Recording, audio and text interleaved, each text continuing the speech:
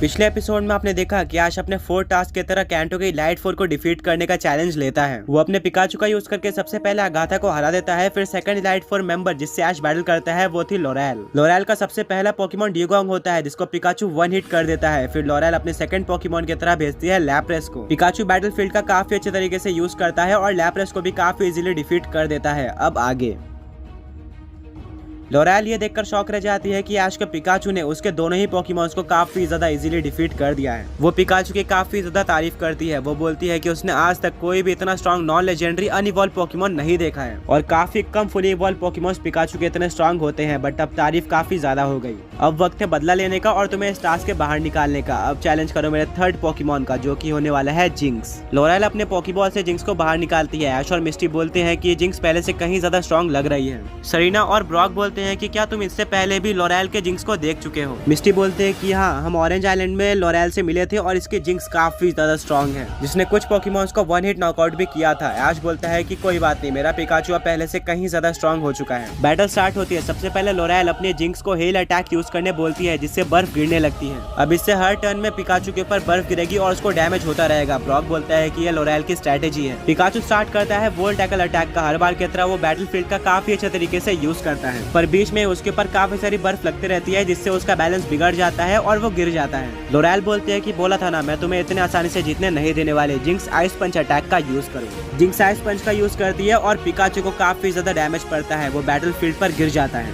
और उसके ऊपर दोबारा से बर्फ गिरती है जिससे उसको डैमेज पड़ता है। ऐश बोलता है कि पिकाचू आयरन टेल अटैक का यूज करो। वहीं पर लोरेल अपने जिंक्स को आइस पंच अटैक यूज करने बोलती है। दोनों ही अटैक टकरा जाते हैं बट पिकाचू का आयरन टेल ज्यादा स्ट्रॉन्ग था जिसके चलते जिंक्स को डैमेज पड़ता है और वो नीचे गिर जाती है। ऐश अपने पिकाचू को थंडर अटैक यूज करने बोलता है और ये अटैक भी जिंक्स पर लग जाता है जिससे जिंक्स को और भी ज्यादा डैमेज पड़ता है। पर तभी पिकाचू के ऊपर वापस से बर्फ गिरती है। सरीना बोलती है कि तुम्हें बर्फ का कुछ ना कुछ करना होगा वरना इस तरह पिकाचू वीक होते जाएगा और लास्ट में वो हार जाएगा और ये तुम्हें आगे आने वाली बैटल्स में भी दिक्कत देने वाले हैं। ब्रॉक बोलता है कि हर एक लाइट 4 के पास एक स्पेशलिटी है और इसी के चलते कैंटो के लाइट 4 को सबसे ज्यादा स्ट्रॉन्ग माना जाता है और इसको कोई भी चूज नहीं करता बैटल करने के लिए। ऐश ब्रॉक से पूछता है कि हेल अटैक को कैसे रोका जाए। ब्रॉक बोलता है कि ये 5 टर्न्स में ऑटोमेटिकली रुक जाता है, तुम्हें कुछ करने की जरूरत नहीं है। 4 टर्न्स ऑलरेडी हो चुके थे और 5वें टर्न की तरह ऐश अपने पिकाचू को थंडर बोल्ट यूज करने बोलता है। जिंक्स बैटल फील्ड का यूज करती है और वो स्केट करते हुए काफी ज्यादा इजीली थंडर बोल्ट को डॉज कर लेती है और पिकाचू के ऊपर बर्फ पड़ती है जिससे पिकाचू को डैमेज पड़ता है बट फाइनली हेल रुक जाती है। ऐश काफी ज्यादा रिलैक्स हो जाता है बट तभी प्रीमा एक स्माइल देती है और वो जिंक्स को दोबारा से हेल अटैक यूज करने बोलती है जिससे वापस से बर्फ पड़ना स्टार्ट हो जाती है। अब ऐश काफी फ्रस्ट्रेट हो चुका था। वो बोलता है कि पिकाचू चलो इस बैटल को खत्म करते हैं, तभी ये हेल रुकने वाला है। ऐश अपने पिकाचू को इलेक्ट्रो वेब यूज करने बोलता है जो कि जिंक्स के ऊपर लग जाता है और जिंक्स फंस जाती है। ऐश अपने पिकाचू को जिंक्स के नीचे आयरन टेल का यूज करने बोल देता है जिससे जिंक्स के नीचे की बर्फ टूट जाती है और जिंक्स पानी में गिर जाती है। फिर ऐश अपने पिकाचू को पानी के अंदर थंडर बोल्ट अटैक यूज करने बोलता है। अब क्योंकि जिंक्स पानी में था तो पिकाचू के थंडर बोल्ट का डैमेज कहीं ज्यादा बढ़ जाता है और जिंक्स को काफी ज्यादा डैमेज पड़ता है। जिंक्स ऑलमोस्ट हार गई थी पर तभी प्रीमा पोशन निकालती है और वो अपने जिंक्स को एक हाइपर पोशन दे देती है। जिंक्स की एचपी वापस से रिकवर हो जाती है और ऐश को दोबारा से जिंक्स को वीक करना होगा। ऐश बोलता है कि क्या ये तो चीटिंग है, ये रूल्स के खिलाफ है, तुम अपने पोकेमॉन्स को बैटल के बीच में हील नहीं कर सकते। लोरेल बोलती है कि वो रूल सिर्फ तुम्हारे लिए। अब तुमको रियलाइज हो रहा होगा कि पोकेमॉन मास्टर चैंपियनशिप के टास्क इतने ज्यादा इजी नहीं है और मैं तो सिर्फ सेकंड इलाइट 4 मेंबर हूँ। तुम्हें अभी 2 और इलाइट 4 मेंबर्स को डिफीट करना है इसी पिकाचू का यूज करके और उनके पास भी अलग अलग स्ट्रेटेजी और पोशन वगैरह होने वाले हैं। तुम्हारे लिए ये बहुत ज्यादा डिफिकल्ट होगा। ऐश को ये बात बिल्कुल भी नहीं पसंद आती। सरीना बोलती है कि एक चैलेंजर का असली टेस्ट यही होता है, तुम्हें टफ अपोनेंट को फेस करना होगा और वो कुछ भी कर सकते हैं बट चैलेंजर कुछ भी नहीं कर सकता है। अब ऐश काफी ज्यादा सैड हो जाता है। उसको लगता है कि ये तो चीटिंग कर रहे हैं और अब वो ये बैटल हार चुका है। अगर मैं कोशिश भी करता हूँ तो भी ये पोशन का यूज करके अपने जिंक्स को हील कर लेगी और मेरे पिकाचू को वीक करते जाएगी जिससे अभी नहीं तो मैं आगे हार ही जाऊंगा। तभी बर्फ पड़ने लगती है और पिकाचू को दोबारा से बर्फ से डैमेज पड़ता है। ब्रॉक बोलता है कि मेरे पास एक आइडिया है, तुम एक काफी पावरफुल अटैक का यूज करो और जिंक्स को 1 हिट नॉकआउट कर दो जिससे उसकी थोड़ी भी एचपी ना बचे और लोरेल के पास मौका ही ना हो उसके ऊपर पोशन का यूज करने का, क्योंकि अगर एक पोकेमॉन एक बार डिफीट हो जाता है तो उसके ऊपर दोबारा पोशन नहीं यूज किया जा सकता। ऐश बोलता है कि मेरे पास ऐसा कोई अटैक नहीं है। मिस्टी बोलती है एक और बार सोच लो ऐश। तभी ऐश को याद आता है कि उसने ऐश वर्सेस मिस्टी बैटल के अंदर जी मूव का यूज किया था और इसके जी मूव से आज तक काफी कम ही पोकेमॉन्स बच पाए हैं। ऐश अपने जी रिंग और जी क्रिस्टल को बाहर निकालता है और वो अपने पिकाचू को अपनी कैप दे देता है। ब्रॉक बोलता है कि जब भी ऐश अपने पिकाचू को अपनी कैप दे दो तो समझ लो ये बैटल ऑलमोस्ट खत्म हो गई है, इससे कोई भी नहीं बच पाता है। लोरेल काफी कंफ्यूज होती है कि ऐश क्या करने जा रहा है। तभी ऐश अपने पिकाचू को 10 मिलियन थंडरबोल्ट सी मूव यूज करने बोल देता है। पिकाचू जिंक्स के ऊपर यह अटैक यूज करता है। फुल पावर से जिंक्स बैटलफील्ड का यूज करके इस अटैक को डॉज करने की कोशिश करती है। वो एक थंडर को डॉज कर लेती है, पर तभी बाकी के थंडर अटैक उसके ऊपर लग जाते हैं और उसको काफी ज्यादा डैमेज पड़ता है, जिससे पूरी बैटलफील्ड टूट जाती है। हर तरफ पानी पानी हो जाता है और पिकाचू जिंक्स दोनों ही पानी के अंदर गिर जाते हैं, जिससे जिंक्स को और भी ज्यादा डैमेज पड़ता है। पिकाचू रुकने का नाम नहीं ले रहा था। वो अपनी पूरी ताकत से जी मूव का यूज करता है और जिंक्स को डैमेज करता जाता है। कुछ टाइम बाद पिकाचू रुकता है और देखने को मिलता है कि जिंक्स पूरी तरह से हार चुका है। उसको काफी ज्यादा डैमेज पड़ा है। लोरेल जल्दी से पानी में कूदती है और अपने जिंक्स को बाहर निकाल के लाती है। वो जिंक्स को काफी उठाने की कोशिश करती है, पर जिंक्स नहीं उठती है। उसको काफी ज्यादा डैमेज पड़ चुका था। ये काफी स्ट्रॉन्ग अटैक था। लोरेल काफी सैड होती है, बट वो ऐश को कांग्रेचुलेट करती है और बोलती है कि तुम अब आगे जा सकते हो। ऐश बोलता है कि बट तुम्हारे जिंक्स का क्या? ब्रॉक बोलता है कि मैं इसे अभी ठीक करता हूँ। ब्रॉक अपनी मेडिसिन निकालता है और जिंक्स को दे देता है, जिससे जिंक्स उड़ जाती है, बट जिंक्स काफी ज्यादा वीक लग रही थी। उसके अंदर खड़े होने की ताकत नहीं थी। प्रीमा पोशन का यूज करके जिंक्स को वापस से हील कर देती है और वो बिल्कुल ठीक हो जाती है। बट लोरेल को अपने जिंक्स को अभी पोकेमॉन सेंटर लेकर जाना होगा, उसको पूरी तरह से ठीक करने के लिए। लोरेल ऐश को बोलती है कि तुम एक काफी स्ट्रॉन्ग ट्रेनर हो और तुम डेफिनेटली कैंटो के इलाइट फोर को डिफीट कर सकते हो। ऐश प्रीमा से हाथ मिलाता है। मिस्टी, ब्रॉक और सेना सभी ऐश की परफॉर्मेंस देखकर काफी ज्यादा शॉक थे कि पिकाचू एक इतने पावरफुल अटैक का यूज कर सकता है जिससे एक पोकेमॉन ऑलमोस्ट मर जाए और पूरी बैटलफील्ड डिस्ट्रॉय हो जाए। ऐश और पिकाचू आगे बढ़ते हैं और वो जाते हैं थर्ड एंट्रेंस की तरफ, थर्ड इलाइट फोर से बैटल करने के लिए। और वहाँ से निकलता है ब्रूनो। वो बोलता है कि फाइनली एक चैलेंजर आ ही गया और अब तुम वापस नहीं जाने वाले। उससे पहले मैं अपना इंट्रोडक्शन दे देता हूँ। मैं हूँ एक fighting type elite four member Bruno. Ash बोलता है कि हाँ, हम तुम्हें जानते हैं। ब्रूनो बोलता है कि शायद मैं भी तुम्हें जानता हूँ। तुम पैलेट टाउन से बिलोंग करते हो और अगर मैं गलत नहीं हूँ तो तुम पोकेमॉन वर्ल्ड चैंपियन हो। ऐश बोलता है कि तुमने सही पहचाना। ब्रूनो आकर ऐश से पहले हाथ मिलाता है और बोलता है कि ये बैटल काफी औसम होने वाली है। मैं तुम्हें यहाँ से वापस भेज कर आऊंगा। ऐश बोलता है कि मैं भी पूरी कोशिश करूंगा आगे बढ़ने की।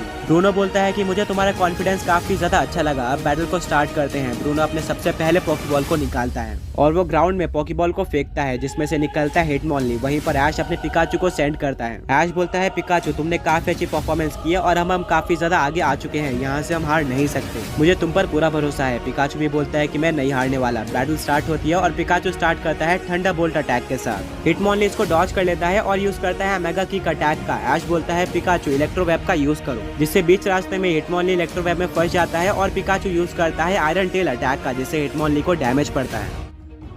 पिकाचू इलेक्ट्रोवेब और आयरन टेल का कॉम्बिनेशन यूज करके बैटल के स्टार्ट में हिटमॉनली को पीछे कर देता है। ब्रूनो अपने हिटमॉनली को हाई जंप किक यूज करने बोलता है। ये काफी ज्यादा स्ट्रॉन्ग अटैक था, बट पिकाचू की स्पीड काफी ज्यादा थी। ऐश पिकाचू को यह अटैक डॉज करने बोलता है, जिसको पिकाचू डॉज भी कर लेता है। पर जैसे हिटमॉनली जमीन पर आता है, उसको काफी ज्यादा डैमेज पड़ता है और वो घुटने टेक देता है। ऐश काफी कंफ्यूज हो जाता है क्योंकि पिकाचू ने सिर्फ अटैक को डॉज किया था, ना कि उसने हिटमॉनली को डैमेज किया था। तो वो कैसे वीक हो गया? ब्रॉक बोलता है कि हाई जंप किक एक ऐसा अटैक है जो कि अगर अपोनेंट को लग जाए तो उसको काफी डैमेज बढ़ेगा, बट अगर वो अटैक मिस हो जाता है तो अटैक करने वाले पोकेमॉन को उल्टा काफी ज्यादा डैमेज पड़ता है। ऐश ज्यादा टाइम नहीं वेस्ट करता। हिटमॉनली नीचे ही था और वो अपने पिकाचू को वोल्ट टैकल यूज करने बोल देता है, जो कि हिटमॉनली पर लग जाता है और हिटमॉनली फेंट हो जाता है। ब्रूनो अपने हिटमॉनली को वापस पोकेबॉल में लेता है और अपने सेकंड पोकेमॉन की तरफ भेजता है मचैम को, जो कि एक काफी ज्यादा स्ट्रॉन्ग पोकेमॉन था। पिकाचू आयरन टेल के साथ स्टार्ट करता है। ब्रूनो अपने मचैम को क्रॉस शॉप अटैक यूज करने बोलता है। दोनों ही अटैक टकरा जाते हैं, बट पिकाचू का अटैक कहीं ज्यादा स्ट्रॉन्ग था, इसलिए मचैम नीचे गिर जाता है। मौके का फायदा उठाते हुए ऐश अपने पिकाचू को वोल्ट टैकल अटैक यूज करने बोलता है, पर जैसे ही पिकाचू मचैम के पास आता है, ब्रूनो अपने मचैम को डायनामिक पंच अटैक यूज करने बोल देता है, जिससे पिकाचू को काफी ज्यादा डैमेज पड़ता है। अब ऐश अपने पिकाचू को थंडर वेव अटैक यूज करने बोल देता है, जिससे मचैम पैरालाइज हो जाता है। ऐश बोलता है फाइनली अब तुम्हारा मचैम कुछ भी नहीं कर सकता। ऐश अपने पिकाचू को वोल्ट टैकल यूज करने बोलता है। वहीं पर ब्रूनो अपने मचैम को सबमिशन अटैक यूज करने बोलता है। दोनों ही पोकेमॉन एकदम पास आ जाते हैं। पिकाचू का वोल्ट टैकल मचैम पर लग जाता है, पर मचैम पिकाचू को पकड़ लेता है और सबमिशन अटैक का यूज कर देता है, जिससे पिकाचू को डैमेज पड़ता है। ऐश बोलता है कि तुम काफी लकी थे कि पैरालाइज होने के बाद भी मचैम का अटैक पिकाचू पर लग गया, पर अब मैं तुम्हारे मचैम को नहीं छोड़ने वाला। ऐश अपने पिकाचू को फुल पावर से थंडर अटैक यूज करने बोलता है। मचैम इस अटैक को डॉज करने जाता है, बट उसके ऊपर थंडर लग जाता है, जिससे उसको काफी ज्यादा डैमेज पड़ता है और वो जमीन पर गिर जाता है। ब्रूनो बोलता है कि मचैम तुम्हें वापस खड़े होना पड़ेगा, पर मचैम वापस खड़ा नहीं होता और वो हार जाता है। पिछले 2 इलाइट 4 के मुकाबले ये बैटल ऐश के लिए काफी ज्यादा इजी जा रही थी। ब्रूनो अपने मचाम को वापस से पोकेबॉल के अंदर लेता है और वो अपना थर्ड पोकेबॉल निकालता है और वो बोलता है कि अब सब कुछ तुम पर डिपेंड करता है। ऐश बोलता है कि शायद मैं जानता हूँ कि ब्रूनो का थर्ड पोकेमॉन कौन सा है। ब्रूनो पोकेबॉल फेंकता है और ग्राउंड में आता है स्टीलिक्स। ये देखकर ऐश, ब्रॉक, मिस्ट्री, सरीना सब काफी ज्यादा शॉक रह जाते हैं। उनको लगा था कि ब्रूनो का थर्ड पोकेमॉन ऑनिक्स होने वाला है, बट अब वो इवॉल्व हो चुका था स्टीलिक्स में। ब्रूनो बोलता है कि मेरा ऑनिक्स पिछले ही बैटल में इवॉल्व हुआ है, अब ये बैटल तुम्हारे लिए और भी ज्यादा टफ होने वाली है। तभी ब्रूनो अपने कीस्टोन को बाहर निकालता है और वो अपने स्टीलिक्स को मेगा इवॉल्व कर देता है मेगा स्टीलिक्स में। अब ये बैटल ऐश के लिए और भी ज्यादा टफ होने वाली थी। ब्रूनो स्टार्ट करता है डिग अटैक के साथ। मेगा स्टीलिक्स गड्ढा खोदकर उसके अंदर चले जाता है। अब पिकाचू को नहीं पता था कि स्टीलिक्स कहां से निकलने वाला है। तभी वो पिकाचू के ठीक नीचे से आता है और पिकाचू के ऊपर आयरन हेड अटैक यूज कर देता है, जिससे पिकाचू को काफी डैमेज पड़ता है। अटैक करने के तुरंत बाद स्टीलिक्स वापस से गड्ढा खोदकर अंदर चले जाता है। अब ऐश को वापस से नहीं पता था कि स्टीलिक्स कहां से निकलने वाला है। वो पिकाचू को बोलता है कि पिकाचू अपने नीचे ध्यान रखना, पर तभी स्टीलिक्स पीछे से आता है और पिकाचू के ऊपर आयरन हेड अटैक यूज कर देता है। ऐश काफी ज्यादा परेशान हो चुका था। पिकाचू की एचपी धीरे धीरे कर कम होते जा रही थी। अब वापस से मेगा स्टीलिक्स डिग अटैक का यूज करता है और वो गड्ढा खोदकर अंदर चले जाता है। ब्रॉक बोलता है कि ऐश तुम्हें कुछ ना कुछ करना होगा, वरना ऐसे ही कर करके तुम्हारे पिकाचू को डिफीट कर देगा। ऐश काफी सोचता है और उसको एक स्ट्रेटेजी याद आती है। वो अपने पिकाचू को इलेक्ट्रोवेव का सर्कल बनाने बोलता है। तभी स्टीलिक्स सामने से बाहर आता है और वो पिकाचू के पास स्टोन एज अटैक का यूज करता है। अब क्योंकि पिकाचू ने इलेक्ट्रोवेव का सर्कल बनाकर अपने आप को प्रोटेक्ट करके रखा था, इसीलिए स्टोन एज पिकाचू के ऊपर नहीं लगता है। ब्रूनो बोलता है कि स्टीलिक्स अब रुक जाओ और यूज करो अर्थक्वेक अटैक का। ये काफी स्ट्रॉन्ग अटैक था जो कि अगर पिकाचू पर लग जाएगा तो पिकाचू हार जाएगा। ऐश को ऑरेंज आइलैंड का फाइनल याद आता है और वो अपने पिकाचू को अपने टेल को स्प्रिंग की तरह यूज करके जंप करने बोलता है, जिससे पिकाचू हवा में चले जाता है और स्टीलिक्स यूज करता है अर्थक्वेक अटैक का, और क्योंकि पिकाचू हवा में था इसीलिए वो इस अटैक से बच जाता है। अब ऐश अपने जीरिंग को बाहर निकालता है और वो अपने पिकाचू को 10 मिलियन थंडरबोल्ट यूज करने बोल देता है। ब्रूनो अपने मेगा स्टीलिक्स को डिग अटैक का यूज करके जमीन के अंदर जाने बोलता है और स्टीलिक्स बिल्कुल वैसा ही करता है। ऐश बोलता है कि पिकाचू अपने 10 मिलियन थंडरबोल्ट को उस गड्ढे के अंदर एम करो। पिकाचू अपना अटैक उस गड्ढे के अंदर कर देता है। ब्रूनो बोलता है कि जल्दी से उस गड्ढे से बाहर निकलो, पर स्टीलिक्स बाहर नहीं निकल पाता और सारे के सारे थंडर स्टीलिक्स के ऊपर लग जाते हैं, जिससे पूरी जमीन फट जाती है और काफी बड़ा धमाका होता है। चारों तरफ धुआं धुआं हो जाता है। ऐश को पता था कि वो डेफिनेटली जीत चुका है, बस धुआं हटने की देरी थी। कुछ टाइम बाद धुआं हट जाता है और देखने को मिलता है कि ऐश सही में ये बैटल जीत चुका है। स्टीलिक्स अपने बेस फॉर्म में आ चुका था। ब्रूनो अपने स्टीलिक्स को वापस लेता है और वो अपनी हार एक्सेप्ट करता है। वो ऐश के पास आता है और वो ऐश को कांग्रेचुलेट करता है। वो बोलता है कि तुम सबसे पहले ऐसे ट्रेनर हो जो कि कैंटो के 4th इलाइट 4 तक जा चुका है। अभी तक कोई भी ट्रेनर हम 3 इलाइट 4 को डिफीट नहीं कर पा रहा था, बट अब ये तुम्हारा सबसे बड़ा चैलेंज है कि तुम 4th इलाइट 4 मेंबर को कैसे हराते हो। वो काफी ज्यादा स्ट्रॉन्ग है। ऐश बोलता है कि मैंने उसको ऑलरेडी हरा रखा है। ब्रूनो बोलता है कि बट इस बार तुम्हारे पास एक ही नॉन लेजेंडरी पोकेमॉन है और वो ऑलरेडी काफी ज्यादा वीक हो चुका है, तुम्हें संभल कर बैटल करना होगा। ऐश बोलता है कोई बात नहीं, सब मुझ पर छोड़ दो। ऐश ब्रूनो से हाथ मिलाता है और वो 4th एंट्रेंस की तरफ बढ़ता है, जहाँ का गेट खुलता है और काफी तेज लाइट फ्लैश होती है। वहाँ पर और कोई नहीं बल्कि कैंटो का 4th इलाइट 4 मेंबर, जो कि कैंटो और जोडो का चैंपियन भी है। साथ में वो एक ड्रैगन टाइप पोकेमॉन ट्रेनर है, लैंस था। लैंस बोलता है कि फाइनली एक पोकेमॉन ट्रेनर मुझसे बैटल करने आ चुका है। मैं काफी टाइम से वेट कर रहा था कि कोई पोकेमॉन ट्रेनर मुझसे बैटल करने आए, और इससे अच्छा मौका क्या हो सकता था। मेरे सामने ऐश है जिसने मुझसे पहले भी बैटल कर रखी है और मुझे हरा दिया था। ये काफी ज्यादा अच्छा मौका है बदला लेने का। ऐश बोलता है कि बैटल स्टार्ट करने से पहले हमें ये बताओ कि मुझे 1 मंथ पहले ही कैंटो रीजन में पोकेमॉन मास्टर चैंपियनशिप में पार्टिसिपेट करने के लिए टास्क मिले थे, जहाँ पर मुझे सारे चैंपियंस को हराना था, जिनमें से एक तुम भी थे, और मैं तुम्हें बैटल करके हरा भी देता हूँ। बट क्या उस टाइम तुम यहाँ के इलाइट 4 में नहीं थे, और अगर थे तो तुम कैंटो रीजन में क्या कर रहे थे। लैंस बोलता है कि इस बात का आंसर मैं तुम्हें बैटल के बाद देता हूँ। ब्रॉक बोलता है कि नहीं, हमें ये आंसर अभी चाहिए। लैंस बोलता है ठीक है, मैं बताता हूँ। पोकेमॉन मास्टर चैंपियनशिप एक काफी ज्यादा डेवलप्ड लीग है, ऑब्वियसली, क्योंकि ये पोकेमॉन वर्ल्ड की सबसे ज्यादा बड़ी लीग है और इसमें सबसे बड़ा टाइटल मिलता है एक पोकेमॉन ट्रेनर को, जो कि पोकेमॉन मास्टर बनने का, जिसके चलते यहाँ पर काफी ज्यादा अर्निंग भी होती है और हमने पोर्टल्स बना रखे हैं। अगर कोई पोकेमॉन मास्टर चैंपियनशिप का टास्क मेंबर कहीं पर भी जाना चाहता है तो वो उस पोर्टल का यूज करके वहाँ पर जा सकता है, बट उसको ध्यान रखना होता है कि वो कोई भी इन्फॉर्मेशन या फिर अपने टाइटल को रिवील ना करे, वरना उसको अपने जॉब से डिस्क्वालीफाई कर दिया जाएगा। वेल, अब काफी ज्यादा बात हो गई, ये बैटल को स्टार्ट करते हैं। ऐश बोलता है ठीक है, इस बैटल को स्टार्ट करते हैं। लैंस अपने सबसे पहले पोकेबॉल को निकालता है, जो कि होता है चार्जार्ड। लैंस अपने कीस्टोन को बाहर निकालता है और वो अपने चार्जार्ड को मेगा इवॉल्व कर देता है मेगा चार्जार्ड वाई में। ये देखकर ब्रॉक काफी शॉक हो जाता है कि लैंस ने अपना फेनोमेना फर्स्ट पोकेमॉन पे ही यूज कर दिया, जबकि सारे इलाइट 4 फेनोमेना अपने लास्ट पोकेमॉन पे यूज कर रहे थे। ये काफी बेकार मूव होगा लैंस के तरफ से, क्योंकि उसके पास इससे भी ज्यादा स्ट्रॉन्ग पोकेमॉन है। लैंस एक स्माइल देता है और बोलता है कि वेट करो, एक काफी बड़ा सरप्राइज तुम्हारे लिए वेट कर रहा है। पोकेमॉन मास्टर चैंपियनशिप को ऐसे ही सबसे टफ लीग नहीं कही जाती।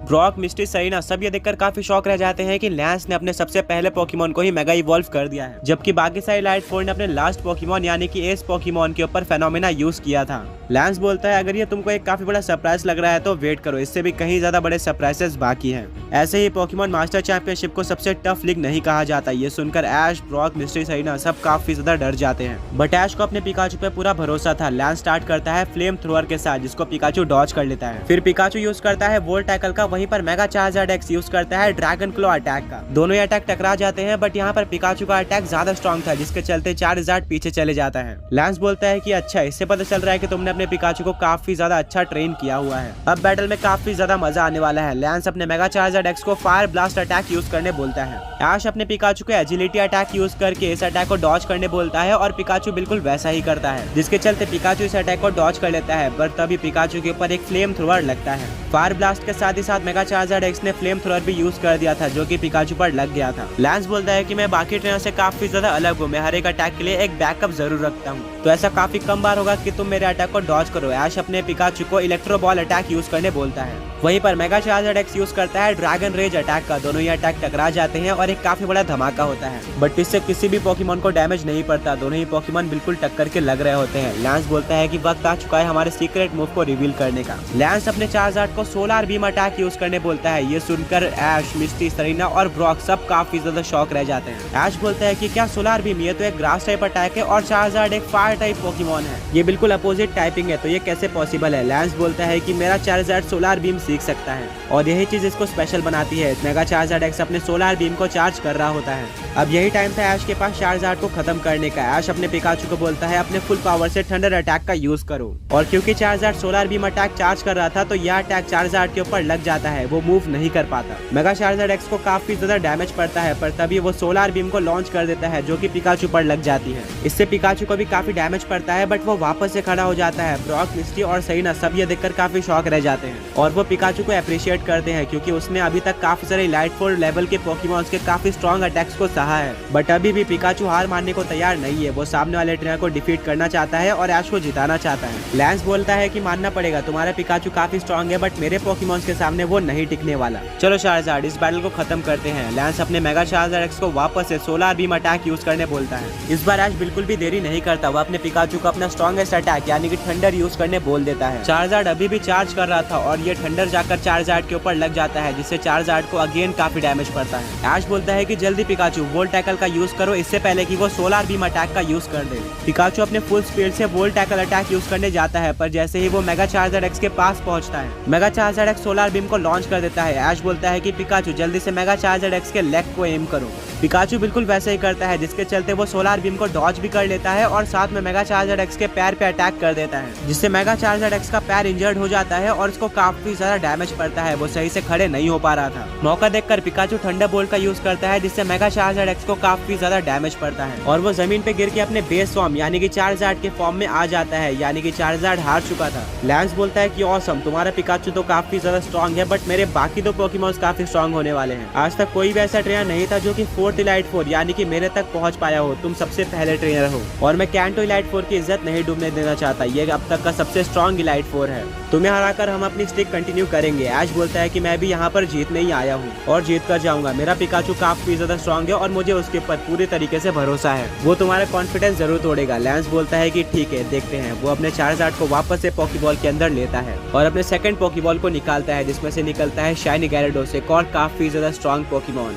ऐश gyarados को बिल्कुल भी मौका नहीं देना चाहता था, इसीलिए वो अपने पिकाचू को वोल्ट टैकल अटैक यूज करने बोलता है, पर पिकाचू बीच रास्ते में ही रुक जाता है। ऐश काफी कंफ्यूज हो जाता है कि पिकाचू को क्या हुआ, बट तभी ब्रॉक नोटिस करता है कि लैंस एक और कीस्टोन को निकाल रहा है, बट ये किस काम का है। लैंस अपने कीस्टोन को निकाल कर अपने शाइनी gyarados को मेगा इवॉल्व कर देता है मेगा शाइनी gyarados में, जिसको देखकर ऐश, मिस्टी, सरीना और ब्रॉक सब काफी ज्यादा शॉक रह जाते हैं, क्योंकि लैंस ने ऑलरेडी एक फेनोमेना यूज कर लिया था और पोकेमॉन बैटल रूल्स के हिसाब से एक ट्रेनर एक बैटल में सिर्फ एक फेनोमेना यूज कर सकता है। बट अब ये लैंस का सेकंड फेनोमेना था, जिसके अकॉर्डिंग लैंस ने चीटिंग करी है। लैंस बोलता है कि यही तो सरप्राइज है। सारी लाइट फोर में अपने आप में एक स्पेशलिटी होती है और मेरी स्पेशलिटी ये है कि मेरे पास सारे फुली इवॉल्व काफी स्ट्रॉन्ग पोकेमॉन है और मेरे सारे पोकेमॉन्स के पास फेनोमेना है, जो कि मुझे और कैंटो लाइट फोर को इतना स्ट्रॉन्ग बनाता है। ऐश ये सुनकर काफी शॉक रह जाता है। लैंस बोलता है कि क्या लगता है तुम मुझे हरा पाओगे? ऐश बोलता है कि बट ये तो चीटिंग है। लैंस बोलता है कि अगर तुम्हें याद नहीं है तो मैं याद दिला दूं कि तुमने पोकेमॉन वर्ल्ड चैंपियनशिप के फाइनल्स में 4 फेनोमेना का यूज किया था और वो भी चीटिंग थी। ऐश बोलता है कि नहीं, मुझे लियोन ने अलाउ किया था 4 फेनोमेना यूज करने के लिए। लैंस बोलता है कि हाँ, बिल्कुल उसी तरीके से Pokemon master championship committee members ने मुझे अलाउ किया है 3 फेनोमेना यूज करने के लिए, ताकि सामने वाले ट्रेनर की पोटेंशियल पता चल पाए। ऐश काफी ज्यादा घबरा जाता है। वो पिकाचू की तरफ देखता है और पिकाचू काफी कॉन्फिडेंट लग रहा था। ऐसा लग रहा था कि वो लैंस को डिफीट कर देगा, जिससे ऐश को मोटिवेशन मिलती है। वो इस बैटल को कंटिन्यू करता है और अपने पिकाचू को थंडर अटैक यूज करने बोलता है। लैंस इसके काउंटर में अपने मेगा गैराडोस को वाटर गन अटैक यूज करने बोलता है, पर थंडर अटैक काफी स्ट्रॉन्ग था। वाटर गन से मिलने के बाद वो और भी ज्यादा स्ट्रॉन्ग हो जाता है और वो डायरेक्टली वाटर गन के साथ ही साथ गैराडोस के फेस पर चले जाता है और मेगा गैराडोस को एक काफी ज्यादा तेज थंडर अटैक लगता है, जिससे वो जमीन पर गिर जाता है। ब्रॉक बोलता है कि लैंस की तरफ से एक काफी बेकार मूव था। Mega Gyarados already electric type से वीक है और वाटर गन के चलते ना ही सिर्फ थंडर की पावर बढ़ गई, बट वो डायरेक्टली गैराडोस के ऊपर जाके लग गया। अब देखते हैं कि क्या गैराडोस उठ पाएगा। लैंस गैराडोस यूज करता है वाटरफॉल अटैक का, जो कि पिकाचू के ऊपर लग जाता है। अब क्योंकि एक वाटर टाइप मूव था जो कि पिकाचू के ऊपर वीक था, जिसके चलते पिकाचू को ज्यादा डैमेज नहीं पड़ता। फिर लैंस अपने मेगा शाइनी गैराडोस को ड्रैगन पल्स अटैक यूज करने बोलता है। ऐश अपने पिकाचू को इस अटैक को काउंटर करने बोलता है वोल्ट टैकल यूज करके, बट ऐश नोटिस करता है कि पिकाचू मूव ही नहीं कर रहा है और ना ही वो अटैक कर पा रहा है। ऐश काफी बार पिकाचू को ड्रैगन पल्स डॉज करने बोलता है, पर पिकाचू ऐश की बात नहीं मानता और ड्रैगन पल्स पिकाचू पर लग जाता है। ऐश को कुछ भी समझ में नहीं आ रहा था कि पिकाचू के साथ अभी अभी क्या हुआ है। ब्रॉक बोलता है कि वाटरफॉल एक ऐसा अटैक है जो कि अगर अपोनेंट पोकेमॉन पर लग जाता है तो अपोनेंट पोकेमॉन के चांस होते हैं फ्लिंच होने के, यानी कि वो एक टर्न तक मूव नहीं कर पाएगा और अगला टर्न का अटैक उस पर 100% लगेगा और उस टर्न में वो कोई अटैक भी यूज नहीं कर सकता। अब तुम्हारा पिकाचू बिल्कुल नॉर्मल हो चुका होगा। लैंस अपने मेगा शाइनी गैराडोस को एक्वा टेल अटैक यूज करने बोलता है, वहीं पर ऐश अपने पिकाचू को वोल्ट टैकल यूज करने बोलता है। दोनों ही अटैक टकरा जाते हैं। पिकाचू को यहाँ पर ज्यादा डैमेज नहीं होता, पर गैराडोस को काफी ज्यादा डैमेज पड़ता है क्योंकि वो इलेक्ट्रिक टाइप से वीक था और उसका डायरेक्ट कॉन्टेक्ट पिकाचू के साथ हो गया था, जिसके चलते गैराडोस अपने बेस फॉर्म में आ जाता है, यानी कि वो हार चुका था। बट गैराडोस ने ऐश को काफी अच्छी फाइट दी थी। लैंस अपने गैराडोस को वापस से पोकेबॉल के अंदर लेता है। लैंस बोलता है कि गैराडोस, तुमने काफी अच्छी बैटल की, अब सब कुछ मेरे लास्ट पोकेमॉन पर छोड़ दो। लैंस बोलता है कि ऐश, तुम सबसे पहले ऐसे पोकेमॉन ट्रेनर हो जो कि कैंटो के इलाइट 4 के लास्ट पोकेमॉन से बैटल करने जा रहा है। तुम काफी लकी हो। ऐश बोलता है कि नहीं, मैं लकी नहीं हूँ, ये मेरा हार्ड वर्क और पिकाचू के ऊपर मेरा भरोसा है। अगर मैं जीतता हूँ तो इसका पूरा क्रेडिट पिकाचू को जाएगा क्योंकि वो काफी ज्यादा वीक हो चुका है, पर अभी भी वो मेरे लिए बैटल कर रहा है। पिकाचू के बिना मैं कुछ भी नहीं हूँ, बट अब ये बातें बाद में करते हैं, मुझे लास्ट पोकेमॉन को डिफीट करना है। लैंस बोलता है ऑलराइट, अब रेडी हो जाओ मेरे लास्ट पोकेमॉन से बैटल करने के लिए। लैंस अपना थर्ड पोकेमॉन निकालता है और वो उसको ग्राउंड में फेंकता है, जिसमें से निकलता है ड्रैगनाइट, एक सूडो लेजेंडरी पोकेमॉन। ऐश अपने पिकाचू को थंडरबोल्ट करने बोलता है, पर दोबारा से पिकाचू बीच में रुक जाता है। ऐश बोलता है कि पिकाचू, तुम्हें क्या हुआ? लैंस बोलता है कि जैसा कि मैंने कहा था, मेरे सारे पोकेमॉन्स के पास फेनोमेना है। वो अपना डायनामैक्स बैंड बाहर निकालता है और ड्रैगनाइट को डायनामैक्स कर देता है डायनामैक्स ड्रैगनाइट में। ऐश, मिस्टी, ब्रॉक और सेइना सब ये देखकर शॉक रह जाते हैं। सेइना बोलते हैं कि लैंस के पास 3 पोकेमॉन्स थे और तीनों ही पोकेमॉन्स फेनोमेना का यूज कर सकते हैं। इससे कैंटो इलाइट 4 की पावर पता चलती है। अगर ऐश कैंटो इलाइट 4 को डिफीट कर देता है तो वो उसके लिए काफी बड़ी अचीवमेंट होगी। ऐश बोलता है कि पिकाचू, हम यहाँ तक आ चुके हैं तो हम डेफिनेटली एक डायनामैक्स ड्रैगनाइट को तो डिफीट कर ही सकते हैं। ब्रॉक बोलता है कि वो सब ठीक है, बट जितनी मुझे इन्फॉर्मेशन है यहाँ पर डायनामैक्स फेनोमेना यूज नहीं किया जा सकता क्योंकि ये नॉर्दर्न रीजन है और डायनामैक्स या फिर ड्रैगनटामैक्स फेनोमेना सिर्फ और सिर्फ गला रीजन में यूज किया जा सकता है। लैंस बोलता है कि क्वेश्चन अच्छा है, पर पोकेमॉन मास्टर चैंपियनशिप ने सब बंदोबस्त करके रखा है। उन्होंने गला रीजन से इटरनेटस के कुछ गलार पार्टिकल्स लाके यहाँ पर रिलीज कर दिए हैं, जिसके चलते हम यहाँ पर भी अपने पोकेमॉन्स को डायनामैक्स कर सकते हैं। ब्रॉक बोलता है कि ये तो काफी इंटरेस्टिंग चीज लग रही है, बट अब इस बैटल को स्टार्ट करते हैं। ऐश अपने पिकाचू को फाइनली थंडरबोल्ट यूज करने बोलता है। ड्रैगनाइट ऐश में काफी ज्यादा बड़ा हो चुका था, जिसके चलते वो इस अटैक को डॉज नहीं कर पाता और थंडरबोल्ट उस पर लग जाता है। पर डायनामैक्स होने के बाद ड्रैगनाइट की एचपी काफी ज्यादा बढ़ चुकी थी, जिसके चलते उसके ऊपर इस अटैक का ज्यादा असर नहीं होता है। लैंस अपने डायनामैक्स ड्रैगनाइट को मैक्स रॉकफॉल अटैक यूज करने बोलता है, जिससे एक काफी बड़ा पत्थर आ जाता है। ब्रॉक बोलता है कि यह अटैक दिखने में काफी स्ट्रॉन्ग लग रहा है, अगर पिकाचू इसको डॉज नहीं कर पाया तो डेफिनेटली वो हार जाएगा। वो रॉक काफी ज्यादा बड़ा था, जिसके चलते पिकाचू को इसको डॉज करने में काफी दिक्कत हो रही थी, पर एकदम एंडिंग मोमेंट पे पिकाचू उस रॉक से बच जाता है और इस अटैक को डॉज कर लेता है। फिर ऐश अपने पिकाचू को आयरन टेल अटैक यूज करने बोलता है। यह अटैक ड्रैगनाइट पर लग तो जाता है, पर डायनामैक्स ड्रैगनाइट को बिल्कुल भी असर नहीं पड़ता है। उसकी हेल्थ काफी ज्यादा थी। अब सैंडस्टॉर्म स्टार्ट हो जाता है क्योंकि ड्रैगनाइट ने मैक्स रॉकफॉल अटैक यूज किया था। अब पिकाचू को हर टर्न में डैमेज पड़ेगा। लैंस अपने डायनामैक्स ड्रैगनाइट को मैक्स वर्मविंड अटैक यूज करने बोलता है। ये काफी स्ट्रॉन्ग ड्रैगन टाइप अटैक है जो कि पिकाचू के ऊपर लग जाता है। इससे पिकाचू के अटैक स्टैट्स भी कम हो जाते हैं। डायनामैक्स ड्रैगनाइट इस बैटल को पूरी तरह से डोमिनेट कर रहा होता है। लैंस बोलता है कि ऐश, अब तुम्हें बैटल में मजा आ रहा होगा। ऐश काफी मुश्किल में होता है। वो अपने पिकाचू को थंडर अटैक यूज करने बोलता है, पर दोबारा से इसका ड्रैगनाइट पे कोई भी असर नहीं होता। अब लैंस का ड्रैगनाइट वापस से मैक्स रॉकफॉल अटैक यूज करता है, जिससे काफी बड़ा रॉक फॉर्म हो जाता है। पिछले बार की तरह इस बार भी ऐश अपने पिकाचू को इस अटैक को डॉज करने बोलता है और फुल स्पीड से पिकाचू इस अटैक को डॉज करने जाता है। पिकाचू ने इस अटैक को ऑलमोस्ट डॉज कर लिया था, पर एंडिंग में पिकाचू के पास सैंडस्टॉर्म का डैमेज पड़ता है और काफी ज्यादा धुआं उड़ जाता है। ऐश काफी ज्यादा मुश्किल में पड़ चुका था। ब्रॉक, मिस्टी, सरीना तीनों ही ऐश के फ्रेंड्स में से कोई रिएक्शन नहीं दे रहा था। सबको लगता है कि पिकाचू हार चुका है, क्योंकि ये काफी ज्यादा स्ट्रॉन्ग अटैक है। जब धुआं हटता है तो देखने को मिलता है कि पिकाचू अभी भी उस रॉक से बाहर नहीं निकला है। डायनामैक्स ड्रैगनाइट अपने बेस फॉर्म में आ जाता है, क्योंकि डायनामैक्स सिर्फ और सिर्फ 3 टर्न्स के लिए ही रहता है। लैंस बोलता है कि तुम्हारा पिकाचू तो दिख ही नहीं रहा है, वो डेफिनेटली हार गया होगा, क्योंकि ये काफी स्ट्रॉन्ग अटैक है। रेफरी इस बैटल को एंड करने ही वाला होता है, पर तभी ऐश बोलता है कि थोड़ा टाइम रुक जाओ।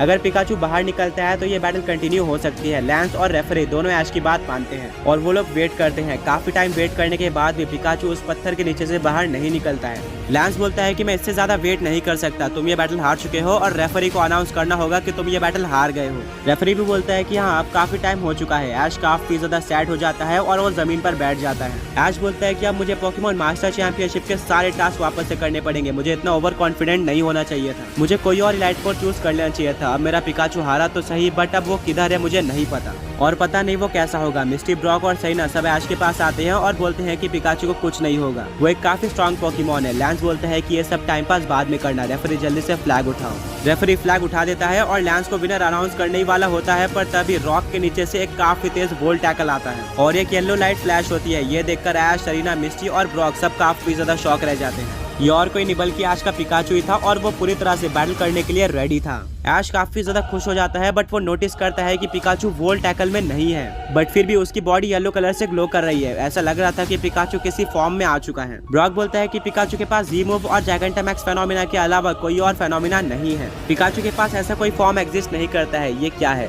ऐश को याद आता है कि पोकेमॉन वर्ल्ड चैंपियनशिप के फाइनल्स में जब पिकाचू लियोन के चार्जार्ड के साथ बैटल कर रहा था और ऑलमोस्ट हार गया था, तब भी उसके पास यही फॉर्म आया था और इस फॉर्म में आने के बाद उसने चार्जार्ड को काफी ज्यादा अच्छी टक्कर दी और उसको डिफीट भी कर दिया। ये मेरे लिए काफी अच्छी बात है। लैंस बोलता है कि आज तक जो भी मेरे इस मैक्स रॉकफॉल अटैक के नीचे आया था वो हारा ही था। इस अटैक को डॉज करने के लिए अपोनेंट के पास काफी टाइम होता है, बट अगर ये अटैक अपोनेंट पर लग जाता है तो इससे बचा नहीं जा सकता। मैं काफी शौक हूँ कि तुम्हारा पिकाचू ने इस अटैक को सह लिया, जबकि वो एक इलेक्ट्रिक टाइप पोकेमॉन है। ऐश बोलता है कि मेरा पिकाचू स्पेशल है। लैंस बोलता है कि वो तो हम देख ही लेंगे, मेरा ड्रैगनाइट अभी भी फुली चार्ज अप है। पिकाचू अब काफी ज्यादा पावरफुल दिख रहा था, उसकी स्पीड भी काफी ज्यादा बढ़ चुकी थी। ऐश अपने पिकाचू को थंडर अटैक यूज करने बोलता है। पिकाचू थंडर अटैक का यूज करता है, बट इस बार लैंस, ऐश, ब्रॉक, मिस्टी, सरीना सब नोटिस करते हैं कि पिकाचू का थंडर अटैक उसके पहले के थंडर अटैक के मुकाबले कहीं ज्यादा स्ट्रॉन्ग हो चुका था।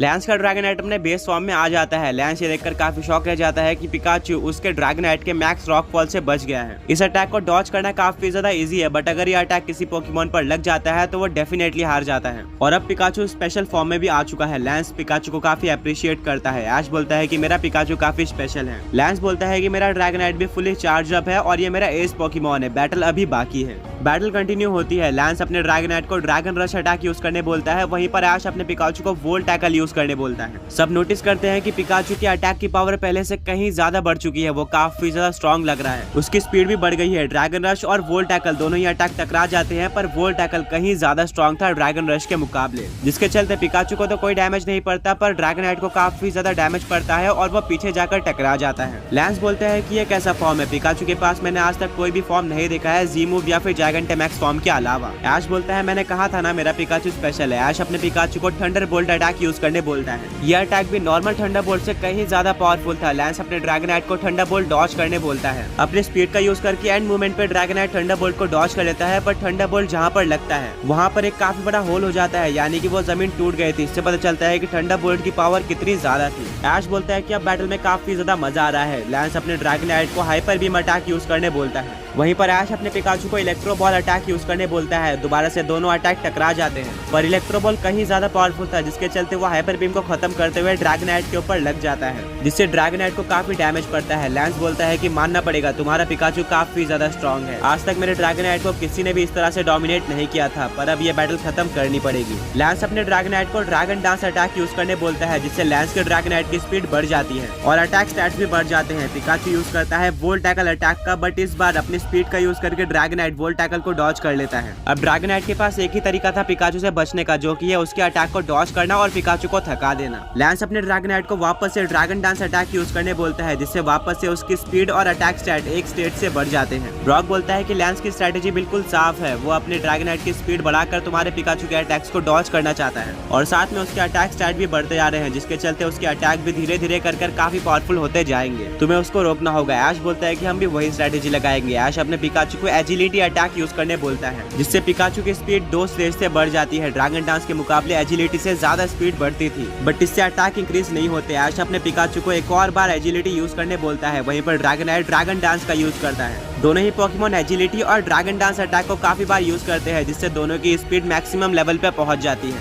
ड्रैगनाइट के अटैक भी अब काफी स्ट्रॉन्ग हो चुके थे। ऐश अपने पिकाचू को क्विक अटैक यूज करने बोलता है। कुछ सेकंड्स के अंदर ये ड्रैगनाइट के ऊपर लग जाता है। लैंस अपने ड्रैगनाइट को ड्रैगन रश अटैक यूज करने बोलता है, ये भी कुछ सेकंड्स के अंदर पिकाचू के ऊपर लग जाता है। दोनों ही पोकेमॉन्स काफी स्ट्रॉन्ग लग रहे थे। ऐश अपने पिकाचू को थंडर अटैक यूज करने बोलता है, बट ड्रैगनाइट अपने स्पीड का यूज करके इसको काफी इजीली डॉज कर लेता है। पिकाचू ड्रैगनाइट को देख भी नहीं पा रहा था। अब ड्रैगनाइट यूज करता है हाइपर बीम अटैक का। पिकाचू भी इस अटैक को काफी इजीली डॉज कर ले रहा था। दोनों ही पोकेमॉन बिल्कुल टक्कर के लग रहे थे। कोई भी ये नहीं बता सकता था कि कौन सा पोकेमॉन जीतने वाला है और कौन सा हारेगा। दोनों पोकेमॉन काफी अच्छी टक्कर दे रहे थे एक दूसरे को। दोनों ही अपने बेस्ट मूव का यूज कर रहे थे और काफी ज्यादा फास्ट थे। अब दोनों ही पोकेमॉन काफी ज्यादा वीक हो गए थे। ड्रैगनाइट पिकाचू को डोमिनेट कर रहा होता है, क्योंकि पिकाचू ऑलरेडी काफी ज्यादा थक चुका था। ड्रैगनाइट यूज करता है हाइपर बीम अटैक का। ऐश अपने पिकाचू को इस अटैक को डॉज करने बोलता है, पर पिकाचू डॉज नहीं कर पाता, जिसके चलते हाइपर बीम पिकाचू पर लग जाती है और पिकाचू काफी ज्यादा वीक हो जाता है। वो ऑलमोस्ट हार गया था। ब्रॉक बोलता है कि ऐश तुम्हें इस बैटल को जल्दी से जल्दी खत्म करना होगा। पिकाचू अब और ज्यादा टिक नहीं सकता है बैटल में। उसने ऑलरेडी काफी ज्यादा डैमेज ले लिया है और उसकी लिमिट क्रॉस हो चुकी है। उसने अपनी काफी सारी एनर्जी भी यूज कर ली है।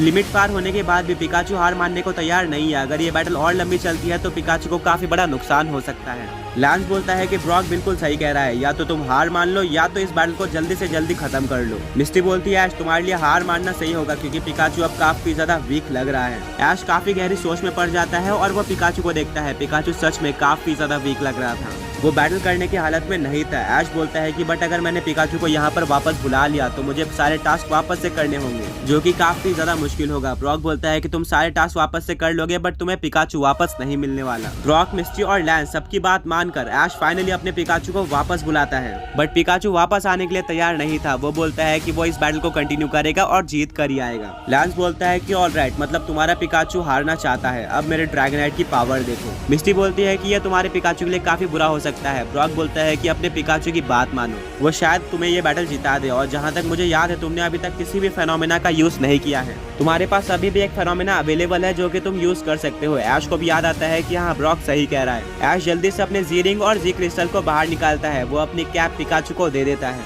लैंस बोलता है कि इंटरेस्टिंग, एक जी मूव। अभी तक मेरे सामने ज्यादा ट्रेनर्स ने जी मूव का यूज नहीं किया था, और जी मूव को यूज करने वाला इससे अच्छा कौन सा ट्रेनर हो सकता है। ऐश अलोला का चैंपियन है और उसको जी मूव के बारे में काफी ज्यादा नॉलेज है। ऐश अपने पिकाचू को 10 मिलियन थंडरबोल्ट यूज करने बोलता है। पिकाचू फुल पावर से 10 मिलियन थंडरबोल्ट यूज कर देता है। ड्रैगनाइट की स्पीड काफी ज्यादा थी, जिसके चलते वो काफी सारे थंडर को डॉज कर लेता है, पर लास्ट थंडर उसके ऊपर लग जाता है और वो इतना ज्यादा पावरफुल था कि ड्रैगनाइट को काफी ज्यादा डैमेज पड़ता है। वो जमीन पर गिर जाता है। ऐश और पिकाचू काफी ज्यादा थक चुके थे। पिकाचू अब आगे और अटैक नहीं कर सकता था। वो काफी ज्यादा वीक हो गया था, पर वो हारने के लिए तैयार नहीं था। ड्रैगनाइट उठने की कोशिश करता है और वो उठ जाता है। ऐश काफी शॉक रह जाता है। लैंस बोलता है कि तुम्हें क्या लगा था मेरा ड्रैगनाइट इतना ज्यादा इजीली हार जाएगा? चलो एक फाइनल अटैक करते हैं। लैंस अपने ड्रैगनाइट को one of the strongest dragon type attack outrage use करने बोलता है। वहीं पर ऐश अपने पिकाचू को वोल्ट टैकल यूज करने बोलता है। दोनों ही फिजिकल अटैक थे, जिसके चलते दोनों अटैक टकरा जाते हैं और एक काफी ज्यादा बड़ा धमाका होता है, जिसके चलते हर तरफ धुआं हो जाता है। किसी को भी कुछ नहीं दिख रहा था। ब्रॉक बोलता है कि शायद से पिकाचू हार गया है, क्योंकि आउटरेज एक काफी पावरफुल अटैक है और पिकाचू ऑलरेडी काफी वीक था। लैंस और ऐश दोनों ही कुछ भी नहीं बोल रहे थे और कुछ टाइम बाद धुआं हट जाता है और पिकाचू ऑलरेडी काफी वीक नहीं बोल रहे थे और कुछ टाइम बाद धुआं हट जाता है और देखने को मिलता है कि पिकाचू जमीन पर गिरा हुआ है। वो हार चुका है।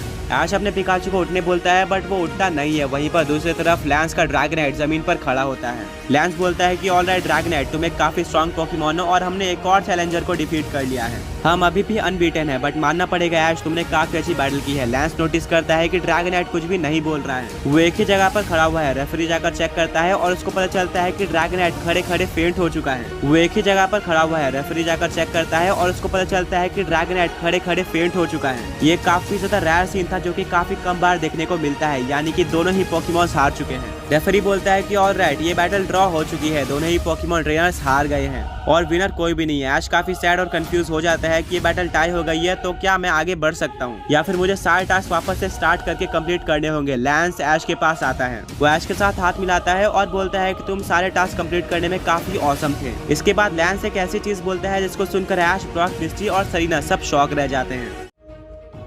ऐश को लगता है कि वो ये बैटल हार चुका है, वो काफी ज्यादा सैड हो जाता है। तभी लैंस ऐश के पास आता है, वो उससे हाथ मिलाता है और बोलता है कि तुम्हारा पिकाचू काफी अच्छा था, उसने सारे टास्क करने में तुम्हारी मदद की, बट अनफॉर्चुनेटली रूल्स के हिसाब से अगर एक बैटल टाई हो जाती है तो चैलेंजर को हारा हुआ माना जाएगा और उसको टास्क वापस से कंप्लीट करने होंगे। ऐश काफी ज्यादा सैड हो जाता है और वो जमीन पर गिर जाता है। ब्रॉक बोलता है कि ऐसे सैड होके कोई भी फायदा नहीं है, तुम्हें टास्क वापस से स्टार्ट करने होंगे और उनको कंप्लीट करके पोकेमॉन मास्टर चैंपियनशिप में पार्टिसिपेट करना होगा। ऐश ब्रॉक की बात मानकर हिम्मत करता है और वहां से निकलने वाला होता है, पर तभी लैंस बोलता है रुको ऐश, भले ही रूल्स के हिसाब से मैं जीत चुका हूँ, पर ये अब तक का सबसे ज्यादा स्ट्रॉन्ग इलाइट फोर था। अगर इसके अलावा तुम कोई और रीजन का इलाइट फोर चूज करते तो तुम डेफिनेटली जीत जाते, बट स्टिल तुम यहाँ तक पहुँच गए। तुम्हारे पिकाचू ने हर एक बैटल में सिर्फ और सिर्फ एक फेनोमेना का यूज किया था, बट मैंने एक ही बैटल में 3 फेनोमेना का यूज किया, इसके बाद भी तुम्हारे पिकाचू ने ये बैटल टाई कर दी है। मेरे अकॉर्डिंग बैटल जितना उतना इंपॉर्टेंट नहीं है, मुझे ये बैटल देखकर इतना पता चल गया है कि तुम काफी आगे जाने वाले हो और एट लास्ट एक टाई को एक प्रॉपर डिफीट या फिर एक प्रॉपर विन नहीं माना जाएगा।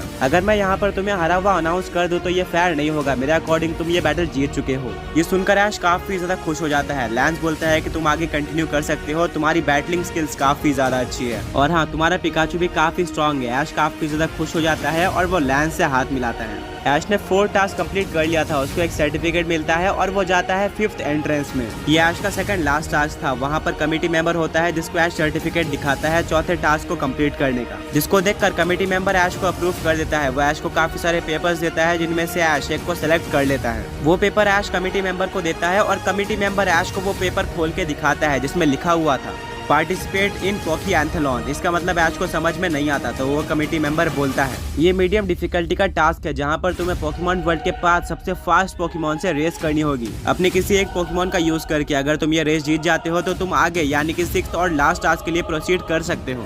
ऐश बोलता है कि यह तो काफी डिफरेंट टास्क है, मुझे इसके लिए काफी अच्छी तरीके से प्रिपेयर करना होगा। कमेटी मेंबर बोलता है कि इसको पार करने के लिए तुम्हारे पास 3 चांस होंगे और तुम्हें अपने सबसे ज्यादा फास्ट पोकेमॉन को चूज करना है और अगर वो बाकी आए हुए सारे पोकेमॉन से पहले फिनिश लाइन तक पहुंचता है तो वो जीत जाएगा। ब्रॉक बोलता है कि ऐश तुम्हें इसके लिए अपने सबसे फास्ट पोकेमॉन को चूज करना होगा। ऐश और ब्रॉक एक जगह बैठते हैं और काफी टाइम तक वो दोनों डिस्कस करते हैं कि ऐश को इस पोकेएंथलॉन के लिए कौन सा पोकेमॉन चूज करना चाहिए। काफी टाइम सोचने के बाद ऐश और ब्रॉक 4 पोकेमॉन्स की लिस्ट बनाते हैं। वो 4 पोकेमॉन्स थे सेप्टाइल, म्यूटू, ग्रिंजो और स्वेलो। ये चारों ही ऐश के one of the fastest Pokémons हैं। ये लिस्ट वो लोग मिस्टी और सरीना को भी दिखाते हैं कंफर्म करने के लिए। मिस्टी बोलती है कि पर तुम्हारे पास तो 3 ही चांसेस होंगे, तो तुम 4 पोकेमॉन्स का क्या करोगे? इनमें से टॉप 3 सबसे फास्ट पोकेमॉन्स को चूज करो।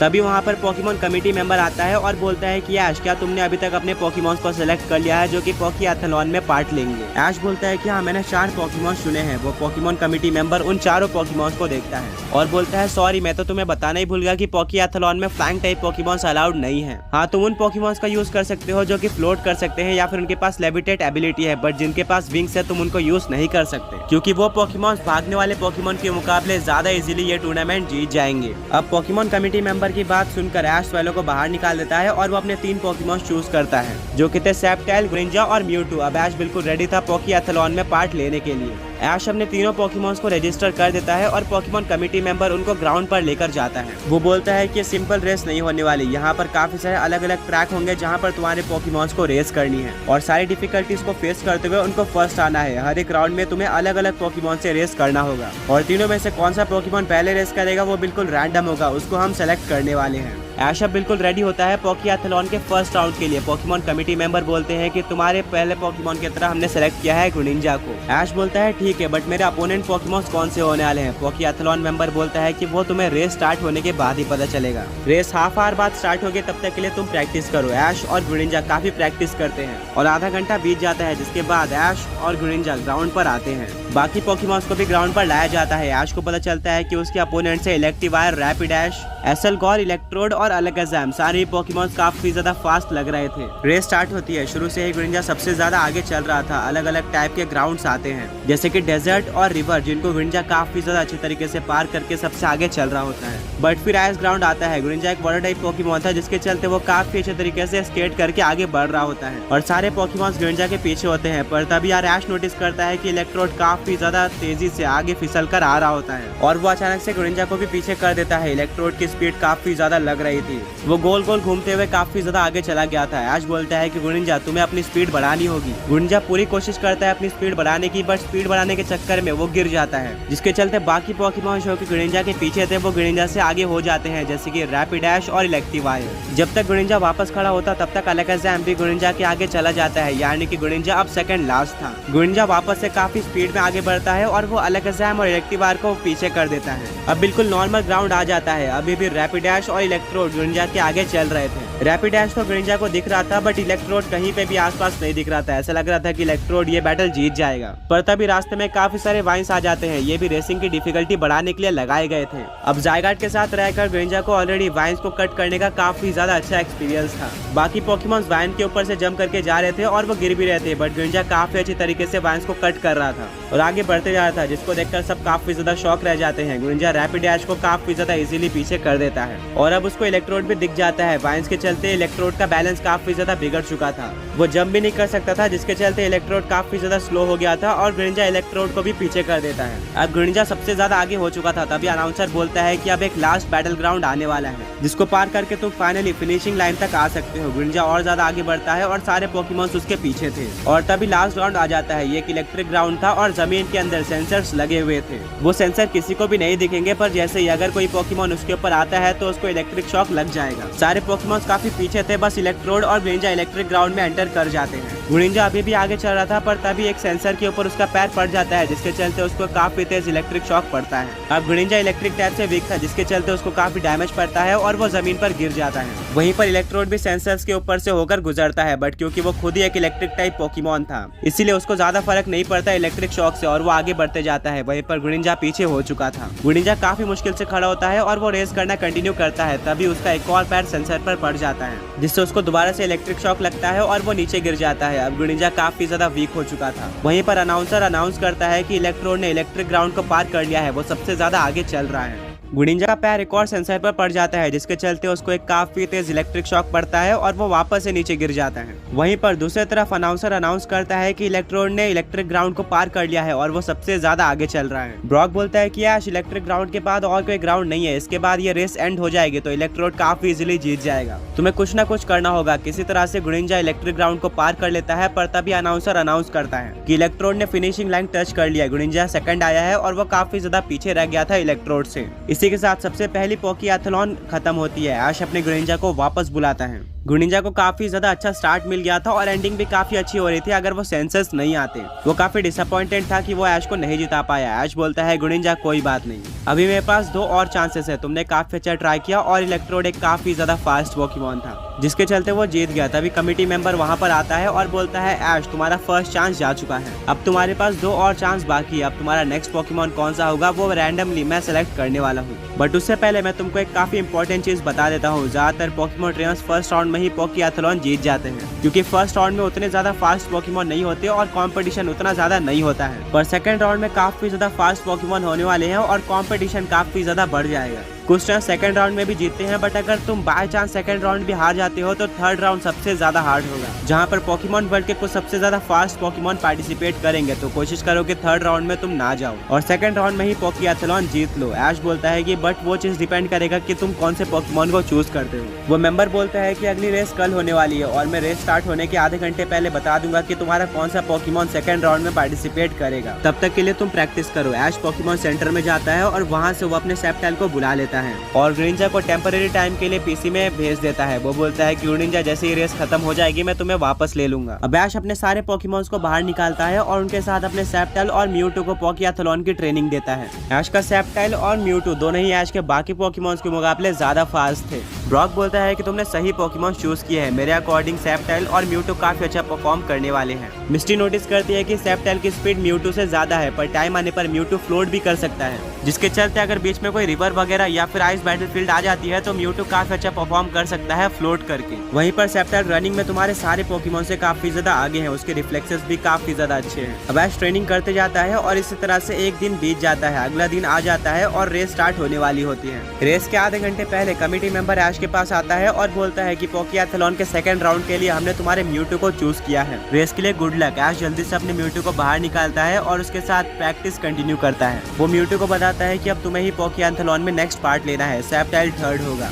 म्यूटू पूरी तरह से रेडी होता है। म्यूटू ऐश के साथ काफी ज्यादा ट्रेनिंग करता है और ऐसे ही देखते देखते हाफ आवर निकल जाते हैं। अब पोकियाथलॉन का टाइम आ जाता है। ऐश और म्यूटू ग्राउंड पर आते हैं और उनको पता चलता है कि बाकी सारे 5 पोकेमॉन्स हैं, वीवाइल, लाटियोस, जोल्टियन, एसेलगोर और जरूरा, ये सही में पिछले बार से कहीं ज्यादा फास्ट पोकेमॉन्स थे। ऐश बोलता है कि पोकियाथलॉन जीतने का मेरे पास सबसे अच्छा चांस राउंड 1 में ही था, अब काफी फास्ट पोकेमॉन आ चुके हैं, बट फिर भी मुझे अपने म्यूटू पर भरोसा है। तभी रेस स्टार्ट हो जाती है और सारे पोकेमॉन्स भागना स्टार्ट करते हैं। सबसे आगे लाटियोस होता है, सेकंड नंबर पे जरूरा और म्यूटू बिल्कुल साथ में चल रहे होते हैं और बाकी 3 पोकेमॉन्स यानी कि वीवाइल, जोल्टियन और एसेलगोर शुरू में ही पीछे हो चुके थे। लाटियोस, जरूरा और म्यूटू इन तीनों ही पोकेमॉन्स में काफी टफ कंपटीशन लग रहा था, तीनों ही एक दूसरे को आगे पीछे कर रहे थे। अब जरूरा सबसे आगे हो चुका था, लाटियोस सेकंड नंबर पे और म्यूटू थर्ड पर था। अभी तक कोई भी बैटल ग्राउंड नहीं आया था, रास्ता बिल्कुल सीधा था। ब्रॉक बोलता है कि म्यूटू फ्लोट करने में ज्यादा अच्छा है, बट सीधे बैटल ग्राउंड में उसको रनिंग करनी पड़ रही है, जिसके चलते वो काफी ज्यादा पीछे हो चुका है। अब रास्ते में काफी सारे हर्डल्स आ जाते हैं जिनको म्यूटू और लाटियोस काफी ज्यादा इजीली फ्लोट करते हुए पार कर लेते हैं, पर जरूर इनको जंप करके पार करता है, जिससे वो म्यूटू और लाटियोस से काफी ज्यादा पीछे हो जाता है।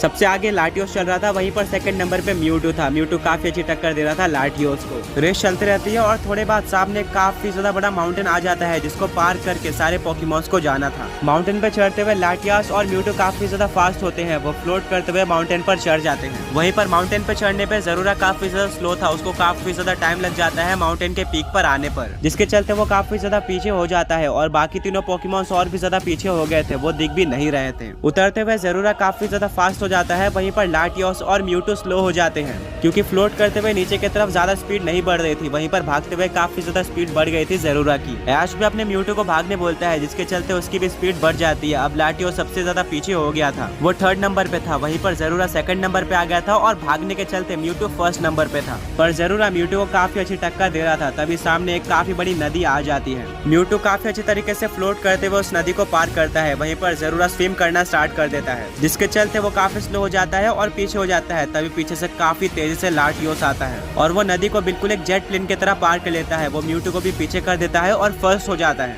लाटियोस को नदी पार करने का काफी अच्छा एक्सपीरियंस था, दोनों ही पोकेमॉन्स नदी को पार कर लेते हैं, पर लाटियोस अब आगे हो चुका था। वहीं पर जरूरा अभी भी नदी पार नहीं कर पाया था, वो कंपटीशन में काफी पीछे रह गया था। अब नेक्स्ट बैटलफील्ड की तरह एक केव आ जाती है, लाटियोस को कुछ भी नहीं दिख रहा होता है और वो काफी स्लो हो जाता है। वहीं पर म्यूटू काफी स्पीड से उस केव को पार कर रहा होता है, उसने अपनी पूरी लाइफ ही केव के अंदर बिताई होती है, जिसके चलते उसको पता होता है कि केव के अंदर कैसे भागना चाहिए। वो लाटियोस को पीछे कर देता है और फर्स्ट हो जाता है। अनाउंसर बोलता है कि 3 पोकेमॉन्स में काफी तगड़ा कंपटीशन चल रहा है, जो कि है लाटियोस, म्यूटू और जरूरा। तीनों ही पोकेमॉन्स एक दूसरे को आगे पीछे कर रहे हैं, कुछ भी नहीं पता चल रहा है कि कौन सा पोकेमॉन जीतने वाला है। और अब एक फाइनल बैटल ग्राउंड आने वाला था, कुछ देर बाद वो फाइनल बैटल ग्राउंड आ जाता है, बट उस बैटल ग्राउंड में कुछ भी नहीं दिखता है, वो बिल्कुल नॉर्मल था। ब्रॉक बोलता है कि क्या ये वही है जो मैं सोच रहा हूँ। म्यूटू आगे बढ़ता है और तभी अचानक से म्यूटू को काफी तेज इलेक्ट्रिक शॉक लगता है, जिससे वो नीचे गिर जाता है और इतने में ही लाटियोस म्यूटू के आगे हो जाता है। ब्रॉक बोलता है कि मैंने सही समझा था, ये सेंसर्स है। म्यूटू को शुरू से ही फ्लोट करना चाहिए था, लाटियोस फ्लोट कर रहा था, जिसके चलते उसके ऊपर एक भी सेंसर नहीं लगते हैं। अब ऐश अपने म्यूटू को आगे फ्लोट करने बोलता है, जिसके चलते उसके ऊपर कोई भी सेंसर नहीं लगते, पर तभी जरूरा म्यूटू के पास आ जाता है। वो एक इलेक्ट्रिक टाइप पोकेमॉन था, जिसके चलते सेंसर्स का उसके ऊपर कोई भी असर नहीं पड़ता है। लाटियोस सबसे ज्यादा आगे चल रहा था, सेकंड नंबर पे म्यूटू था, वहीं पर ज़रूरा थर्ड नंबर पे था, पर वो म्यूटू के काफी पास में था। तीनों ही पॉकीमॉन्स में काफी कड़ी टक्कर चल रही होती है और फाइनली फिनिशिंग लाइन दिखना स्टार्ट हो जाती है। तीनों ही पॉकीमॉन्स अपना बेस्ट दे रहे थे, पर तभी वहाँ पर काफी सारा धुआं हो जाता है। किसी को कुछ भी नहीं समझ में आता कि क्या हुआ है। अनाउंसर बोलते हैं कि ये रेस को और भी ज्यादा इंटरेस्टिंग बनाने के लिए है। अब देखते हैं कि यहाँ से कौन सा पॉकीमॉन पार होता है। ऐश नहीं देख पा रहा था कि म्यूटू कहाँ पर है, क्योंकि हर जगह धुआं हो गया था। अनाउंसर को भी नहीं पता चल रहा था कि कौन सा पॉकीमॉन आगे है और कौन सा पीछे है। अब सब कुछ धुआं हटने के बाद ही पता चलेगा। 3 पॉकीमॉन्स उस धुएं के अंदर थे, जो कि थे ज़रूरा, म्यूटू और लाटियोस। इतना कंफर्म था कि इन तीनों ही पॉकीमॉन में से कोई एक पॉकीमॉन जीतने वाला है। फिनिशिंग लाइन के थोड़ा सा पहले ही स्मोक हो जाता है, जिसके बाद किसी को भी नहीं पता चल रहा था कि कौन सा पॉकीमॉन आगे है और कौन सा पीछे है। ऐश अपने म्यूटू को ऑर्डर भी नहीं दे पा रहा था, पर स्मोक में सबसे पहले लाटियोस घुसा था, उसके बाद म्यूटू, फिर ज़रूरा। पर अब स्मोक से सबसे पहले कौन निकलेगा ये किसी को भी नहीं पता होता है। अनाउंसर बोलता है कि कोई भी पॉकीमॉन नहीं दिख रहा है। कुछ टाइम बाद अनाउंसर अनाउंस करता है कि स्मोक से सबसे पहला पॉकीमॉन निकल चुका है। ऐश, मिस्टी और सरीना सब उस पॉकीमॉन को देखते हैं और उस पॉकीमॉन को देखकर शॉक रह जाते हैं। वो पॉकीमॉन और कोई नहीं बल्कि ऐश का म्यूटू ही था। म्यूटू सबसे पहले स्मोक से बाहर निकला था, उसके अलावा कोई और पॉकीमॉन स्मोक से बाहर नहीं निकला था और वो बिल्कुल आगे था। फिनिशिंग लाइन बिल्कुल सामने थी। सब काफी शॉक रह जाते हैं कि म्यूटू तो सेकंड नंबर पे गया था, पर वो लाटियोस से पहले कैसे बाहर निकल गया। ब्रॉक बोलता है कि इसी रेस में हमने देखा कि म्यूटू को केव के अंदर से निकलने का काफी अच्छा एक्सपीरियंस है और वो किसी और पॉकीमॉन के मुकाबले जल्दी केव से निकल गया था। केव के अंदर भी काफी ज्यादा अंधेरा होता है और स्मोक में भी अंधेरा था। वहीं पर म्यूटू के पास काफी स्ट्रॉन्ग साइकिक पावर्स भी है, जिनका यूज करके शायद से उसने रास्ता सेंस कर लिया होगा। म्यूटू फिनिशिंग लाइन तक पहुंचने वाला होता है, पर तभी लाटियोस भी स्मोक से बाहर निकलता है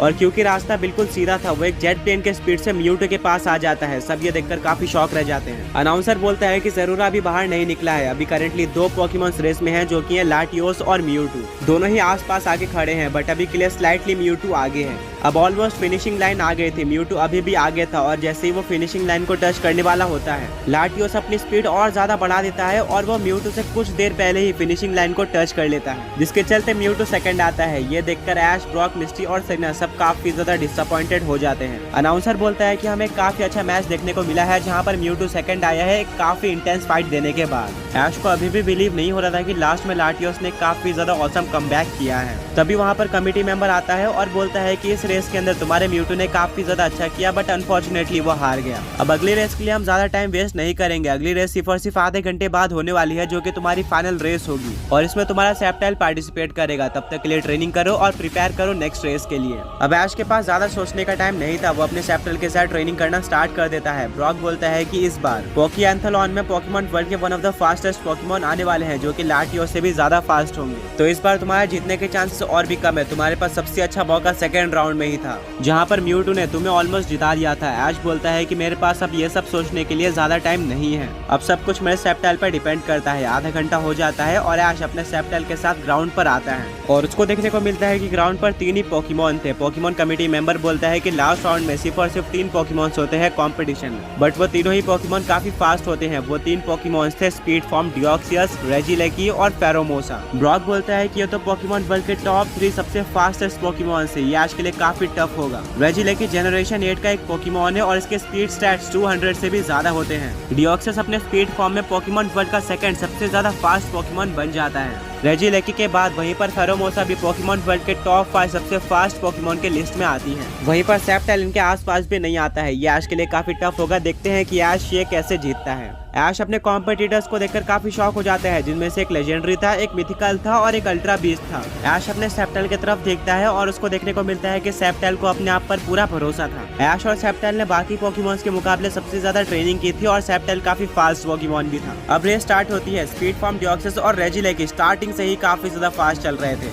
वो सेप्टाइल से काफी ज्यादा आगे हो गए थे। सेप्टाइल 3rd नंबर पे चल रहा था, वहीं पर फेरोमोसा लास्ट थी। अनाउंसर बोलता है कि यहाँ पर तो सिर्फ 2 ही पॉकीमॉन्स पे कंपटीशन चल रहा है, जो कि स्पीड फॉर्म, डिओक्सियस और रेजिलेकी। ऐश ये देखकर काफी सैड हो जाता है कि सेप्टाइल शुरू में ही डिसएडवांटेज में आ गया था, पर तभी सेप्टाइल भी स्पीड पकड़ लेता है। ब्रॉक बोलता है कि सेप्टाइल स्टार्टिंग में थोड़ा स्लो चलता है, पर जैसे ही वो स्पीड पकड़ लेता है वो काफी फास्ट हो जाता है और ये सेप्टाइल के लिए बिल्कुल पॉसिबल है, क्योंकि जहाँ तक मुझे याद है उसने होएन रीजन में एक स्पीड फॉर्म डिओक्सियस को कैच कर लिया था। ब्रॉक की बात सुनकर ऐश की होप जाग जाती है। सेप्टाइल भी धीरे धीरे कर अपनी स्पीड पकड़ लेता है और अब वो रेजिलेकी और डियोक्सियस के पास आते जा रहा था, पर अभी भी सबसे टफ कंपटीशन डियोक्सियस और रेजिलेकी के बीच में ही था। कुछ टाइम बाद एक काफी बड़ी रिवर आ जाती है, बट इस बार ये कोई नॉर्मल रिवर नहीं थी। इस रिवर के बीच में काफी सारे स्टोन्स लगे हुए थे, जिनके ऊपर जंप करके एक पोकेमॉन को उस रिवर को पार करना था। फ्लोट करके इस रिवर को पार नहीं किया जा सकता था, जिसके चलते रेजिलेकी और डियोक्सियस को काफी दिक्कत आती है, जिसके चलते वो काफी स्लो हो जाते हैं और सेप्टाइल वहाँ पर पहुंच जाता है और वो काफी तेजी से जंप कर करके उस रिवर को पार कर लेता है, जिसके चलते वो स्पीड फॉर्म डियोक्सियस और रेजिलेकी से आगे आ जाता है। किसी तरह से डियोक्सियस भी वहाँ से बाहर निकलता है, पर रेजिलेकी की असली स्पीड उसके फ्लोट करने में होती है, ना कि चलने में, जिसके चलते वो काफी धीरे हो जाता है। अब स्पीड फॉर्म डियोक्सियस और सेप्टाइल में काफी टफ बैटल चल रही होती है, वहीं पर रेजिलेकी काफी पीछे हो गया था। अब सामने एक माउंटेन आ जाता है, जहाँ पर सेप्टाइल बिल्कुल डिसेंट स्पीड से चढ़ रहा होता है, वहीं पर डियोक्सियस काफी फास्ट तरीके से माउंटेन के पीक पर पहुंच जाता है। वहीं पर रेजिलेकी भी सेप्टाइल के पीछे से आकर माउंटेन के पीक पर पहुंच जाता है। अब सेप्टाइल 3rd नंबर पर हो गया था। अब डियोक्सियस और रेजिलेकी नीचे उतर रहे होते हैं, बट वो फ्लोट करते हैं, जिसके चलते उनकी स्पीड ज्यादा नहीं थी। तभी सेप्टाइल माउंटेन के पीक पर पहुंच जाता है और वो नीचे उतरना स्टार्ट करता है। वो भाग रहा था, जिसके चलते उसको ग्रेविटी से सपोर्ट मिलता है और वो काफी तेजी से नीचे आता है, डियोक्सियस और रेजिलेकी दोनों को पीछे करते हुए, जिसको देखकर अनाउंसर काफी ज्यादा शॉक रह जाता है। ऐश बोलता है कि सेप्टाइल इस स्पीड को खोना मत, इसका पूरी तरह से एडवांटेज लेना। सेप्टाइल बिल्कुल भी नहीं रुकता है और वो उस माउंटेन के फ्लो के साथ चलते रहता है और अब वो फाइनली माउंटेन से उतर जाता है। रेजिलेकी और डियोक्सियस काफी ज्यादा पीछे हो चुके थे। अनाउंसर बोलता है कि अब तक हमने किसी पोकेमॉन के सबसे ज्यादा टॉप स्पीड रिकॉर्ड कर ली है। सेप्टाइल काफी फास्ट चल रहा है, इतना फास्ट पोकेएंथलॉन में आज तक कोई भी पोकेमॉन नहीं भागा था। इसकी स्पीड 175 किलोमीटर पर आवर है। इसके पहले रेजिलेकी का रिकॉर्ड था 167 किलोमीटर पर आवर के स्पीड से भागने का। सेप्टाइल ने सबको काफी शॉक करके रख दिया था। वो धीरे धीरे कर रेजिलेकी और स्पीड फॉर्म डियोक्सियस से आगे ही होते जा रहा था। सेप्टाइल को पकड़ना अब काफी ज्यादा मुश्किल हो चुका था। तभी नेक्स्ट बैटल ग्राउंड आ जाता है, जो कि था आइस बैटलफील्ड। यहाँ पर सेप्टाइल का बैलेंस बिगड़ जाता है, बट फिसलते हुए वो अपनी स्पीड और भी ज्यादा बढ़ा लेता है। सेप्टाइल पीछे मुड़कर देखता है, बट उसको रेजिलेकी और स्पीड फॉर्म डियोक्सियस कहीं पर भी देखने को नहीं मिल रहे थे। अनाउंसर बोलता है कि अब रेजिलेकी और स्पीड फॉर्म डियोक्सियस तभी आगे जा सकते हैं जब सेप्टाइल का बैलेंस बिगड़ जाए। आइस बैटलफील्ड चली जाती है और अब फाइनली जाके रेजिलेकी आइस बैटलफील्ड पर एंटर करता है, और क्योंकि वो फ्लोट कर रहा था, जिसके चलते उसका आइस बैटलफील्ड पे ज्यादा असर नहीं पड़ता और वो अपने नॉर्मल स्पीड से चलते जाता है। डियोक्सियस भी वहाँ पर आ जाता है। वो फ्लोट करने की जगह पर वहाँ पर भागना स्टार्ट कर देता है, जिसके चलते आइस बैटलफील्ड पर उसकी स्पीड बढ़ जाती है और वो रेजिलेकी को पीछे करते हुए आगे बढ़ता है। आइस बैटलफील्ड का यूज करके डियोक्सियस की स्पीड भी काफी ज्यादा बढ़ चुकी थी। अनाउंसर बोलता है कि 2 मिनट के अंदर ही सेप्टाइल के टॉप स्पीड का रिकॉर्ड टूट चुका है। डियोक्सियस ने 180 किलोमीटर पर आवर की स्पीड पा ली है और अब वो काफी ज्यादा तेजी से सेप्टाइल की तरफ बढ़ रहा है। वो जल्दी ही सेप्टाइल को पकड़ लेगा। वहीं पर रेजिलेकी अपने नॉर्मल स्पीड पर चल रहा होता है। अब सेप्टाइल को डियोक्सियस दिखना स्टार्ट हो जाता है। ब्रॉक बोलता है कि मेरे अकॉर्डिंग डियोक्सियस और सेप्टाइल, इन दोनों पोकेमॉन्स के बीच में काफी कड़ी टक्कर होने वाली है। दोनों ही पोकेमॉन्स काफी फास्ट लग रहे हैं और डियोक्सियस जरूरत पड़ने पे फ्लोट या फिर भाग सकता है, जो कि उसके लिए काफी बड़ा एडवांटेज है। वहीं पर रेजिलेकी सिर्फ और सिर्फ फ्लोट कर सकता है, जो कि एडवांटेज और डिसएडवांटेज दोनों हैं। अब स्पीड फॉर्म डियोक्सियस काफी तेजी से सेप्टाइल के पीछे आ रहा होता है। सेप्टाइल को डियोक्सियस दिखना स्टार्ट हो जाता है। ऐश बोलता है कि सेप्टाइल तुम्हें अपनी स्पीड और ज्यादा बढ़ानी होगी, बट सेप्टाइल अपने टॉप स्पीड पर होता है। वो इससे ज्यादा फास्ट नहीं भाग सकता था। वहीं पर डियोक्सियस की स्पीड बढ़ते ही जा रही थी। अब वो 180 किलोमीटर पर आवर से 185 किलोमीटर पर आवर की स्पीड से भाग रहा था। वो धीरे धीरे कर सेप्टाइल के पास आते जा रहा था और कुछ मिनट्स के अंदर वो सेप्टाइल को पीछे भी कर देता है। ऐश काफी ज्यादा डर जाता है, क्योंकि ये उसका लास्ट राउंड था। डियोक्सियस धीरे धीरे कर आगे ही जाते जा रहा था और उसने सेप्टाइल को पीछे कर दिया था। तभी एक काफी ज्यादा बड़ा धमाका होता है और डियोक्सियस गिर जाता है। इसको देखकर ऐश काफी ज्यादा कंफ्यूज हो जाता है कि डियोक्सियस के साथ क्या हुआ है। ब्रॉक बोलता है कि इस बार भी सेंसर्स हैं। पोकेएंथलॉन के हर एक राउंड में अलग अलग बैटलफील्ड थी, बट सेंसर्स हर एक राउंड में लगाए गए थे। सेंसर्स के चलते रेस कभी भी पलट सकती है। डियोक्सियस नीचे गिर जाता है। वहीं पर सेप्टाइल काफी तेजी से डियोक्सियस के पास आ जाता है, पर अब सेप्टाइल को भी सेंसर से बचना होगा। वो जंप करके आगे बढ़ता है और उसके ऊपर कोई भी सेंसर नहीं लगते हैं। डियोक्सियस भी वापस खड़े हो जाता है। अब दोनों पोकेमॉन बिल्कुल इक्वल चल रहे थे। सेंसर ग्राउंड खत्म होने वाला होता है, पर तभी सेप्टाइल के ऊपर एक सेंसर लग जाता है, जिससे काफी बड़ा धमाका होता है। अनाउंसर बोलता है शायद यहाँ पर ऐश की जर्नी खत्म हो सकती है। उसको पोकेमॉन मास्टर चैंपियनशिप के सारे टास्क वापस से करने पड़ जाएंगे, क्योंकि यहाँ से पूरी रेस पलट जाएगी। काफी ज्यादा धुआं होता है और देखने को नहीं मिलता कि सेप्टाइल कहाँ पर है। वहीं पर डियोक्सियस आगे बढ़ते जा रहा था। धुआं हटता है और देखने को मिलता है कि सेप्टाइल काफी ज्यादा वीक हो चुका है, बट फिर भी वो डियोक्सियस के बराबर ही में है। वो नीचे ही नहीं गिरा था, उसने अपने आप को संभाल लिया था। सेप्टाइल की हिम्मत देखकर अनाउंसर काफी शौक रह जाता है। इतना बड़ा धमाका होने के बाद भी वो नीचे नहीं गिरा था और वो ऐश को जिताना चाहता था। डियोक्सस और सेप्टल दोनों ही सेम स्पीड पर चल रहे थे और आजू बाजू में थे। तभी सारे सेंसर से बचते हुए और फ्लोट करते हुए रेजिलेकी भी वहाँ पर आ जाता है। तीनों ही पोकेमॉन्स बिल्कुल इक्वल थे और फ्लोट करते हुए रेजिलेकी धीरे धीरे दोनों पोकेमॉन से आगे चला जाता है। अब आगे कोई और बैटलफील्ड नहीं थी, बिल्कुल सीधा रास्ता था। फिनिशिंग लाइन दिखना स्टार्ट हो जाती है और रेजिलेकी सबसे ज्यादा आगे था। वहीं पर सेकंड नंबर पे डियोक्सस और सेप्टल दोनों साथ में थे। रेजिलेकी को पकड़ना ऑलमोस्ट इम्पॉसिबल लग रहा था, पर तभी सेप्टल अपनी स्पीड बढ़ा लेता है। वो डियोक्सस को पीछे कर देता है और वो रेजिलेकी के पास आना स्टार्ट करता है। फिनिशिंग लाइन ऑलमोस्ट आ चुकी थी। सेप्टल रेजिलेकी के ऑलमोस्ट पास आ जाता है, पर रेजिलेकी अभी भी सेप्टल से थोड़ा आगे था। फिनिशिंग लाइन आ जाती है। रेजिलेकी क्लियर विनर लग रहा था, पर तभी सेप्टल जंप करके फिनिशिंग लाइन पर पहुंच जाता है रेजिलेकी से पहले और वो जीत जाता है। ये देखकर ऐश, मिस्टी, सरीना और ब्रॉक सब शॉक रह जाते हैं। अनाउंसर भी काफी शॉक रह जाता है कि सेप्टल ने पोकेमॉन वर्ल्ड के सबसे ज्यादा फास्ट पोकेमॉन को डिफीट कर दिया है रेस में। सबसे पहले ऐश जाके अपने सेप्टल को गले लगाता है और बोलता है कि मैंने नहीं सोचा था कि तुम स्पीड फॉर्म डियोक्सस और रेजिलेकी जैसे पोकेमॉन को डिफीट कर पाओगे, बट अब तुम्हारे वजह से मुझे पोकेमॉन वर्ल्ड चैंपियनशिप के टास्क को वापस से कंप्लीट नहीं करना पड़ेगा। सेप्टल भी ऐश के गले लग जाता है, पर वो फेंट हो जाता है। ब्रॉक बोलता है कि सेप्टल ने अपनी पूरी पावर यूज कर लिया, तुम्हें उसको पोकेमॉन सेंटर लेके जाना चाहिए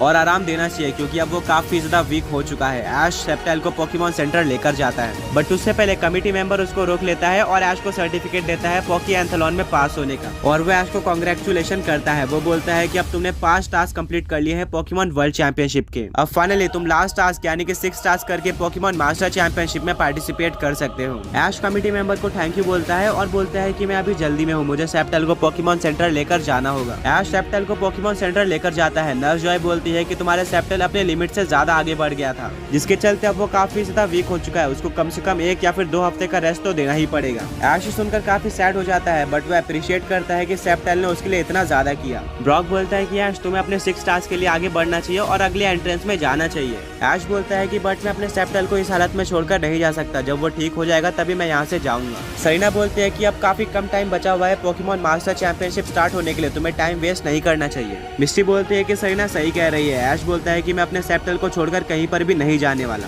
तभी सेप्टल भी ऐश को बोलता है कि तुम्हें आगे के टास्क कंप्लीट करने चाहिए, मैं यहाँ पर ठीक हूँ। मैंने अपनी लिमिट इसलिए पुश की ताकि मैं तुम्हें अगले टास्क में प्रोसीड करा पाऊँ, ना कि तुम वेट करो। अगर तुम यहीं रहोगे और टाइम वेस्ट करोगे तो फायदा नहीं है। ये सुनकर ऐश काफी ज्यादा इमोशनल हो जाता है और बोलता है ठीक है सेप्टल, तुम यहाँ पर रेस्ट करो और मैं जाता हूँ अगला टास्क करने यानी कि 6 टास्क करने, और जैसे ही वो टास्क हो जाता है मैं तुमसे मिलने जरूर आऊंगा। तभी सरीना बोलती है कि मैं सेप्टल के पास रुकती हूँ, मैं सेप्टल का ध्यान देती हूँ। ऐश बोलता है ठीक है सरीना, और ऐश, मिस्टी और ब्रॉक जाते हैं 6 टास्क के लिए। वो जैसे ही लास्ट एंट्रेंस में जाते हैं उनको देखने को मिलता है कि यहाँ की एंट्रेंस तो काफी ज्यादा प्रोफेशनल और बड़ी है बाकी एंट्रेंस के मुकाबले। यहाँ पर काफी ज्यादा लोग भी है और कमेटी मेंबर सामने बैठे हुए थे। ऐश और उसके फ्रेंड्स कमेटी मेंबर्स के पास जाते हैं। कमेटी मेंबर्स पहले तो ऐश को कांग्रेचुलेट करते हैं 5 टास्क कंप्लीट करने के लिए और बोलते हैं फाइनली तुम लास्ट टास्क पर आ चुके हो, इस टास्क के बाद तुम पोकेमॉन मास्टर चैंपियनशिप में पार्टिसिपेट कर सकते हो। और एक गुड न्यूज ये है कि 5 टास्क कंप्लीट करने के बाद रीस्टार्ट करने वाला रूल हट जाता है, यानी कि अगर तुम 6 टास्क यानी कि लास्ट टास्क में हार भी जाते हो तो तुम्हें दोबारा से सारे टास्क नहीं करने होंगे, तुम्हें दोबारा एक और चांस मिलेगा 6 टास्क को रिपीट करने का, और अगर तुम जीत जाते हो तभी तुम पोकेमॉन मास्टर चैंपियनशिप में पार्टिसिपेट कर सकते हो। ये सुनकर ऐश काफी ज्यादा खुश हो जाता है, बट कमेटी मेंबर्स बोलते हैं कि इतना खुश होने वाली बात नहीं है। इसका एक नेगेटिव पॉइंट ये है कि अगर तुम सेकंड चांस में भी हार जाते हो तो तुम्हें पोकेमॉन मास्टर चैंपियनशिप में कभी भी पार्टिसिपेट करने नहीं मिलने वाला, यानी कि तुम अपनी ड्रीम भूल जाओ। ये सुनकर ऐश का रिएक्शन काफी बदल जाता है और वो बिल्कुल सीरियस हो जाता है। ऐश बोलता है कोई बात नहीं, अब मैं इतना ज्यादा आगे आ गया हूँ तो मैं इस टास्क को फर्स्ट अटेम्प्ट में ही क्लियर कर लूंगा और फिर पोकेमॉन मास्टर चैंपियनशिप में पार्टिसिपेट करूंगा। वो कमेटी मेंबर्स बोलते हैं कि तुम्हारा कॉन्फिडेंस हमें काफी ज्यादा अच्छा लगा, अब टाइम आ चुका है टास्क चूज करने का। ऐश बोलता है कि पेपर्स दो जिनमें से हमें टास्क चूज करना है। कमेटी मेंबर्स बोलते हैं कि 6th राउंड में हमारे पास पेपर्स नहीं होते, इस बार तुम्हें व्हील को स्पिन करना है और जहाँ पर भी तुम्हारा व्हील रुकेगा तुम्हें वो टास्क करना होगा। ऐश बोलता है कि यहाँ पर तो काफी सारे चेंजेस है।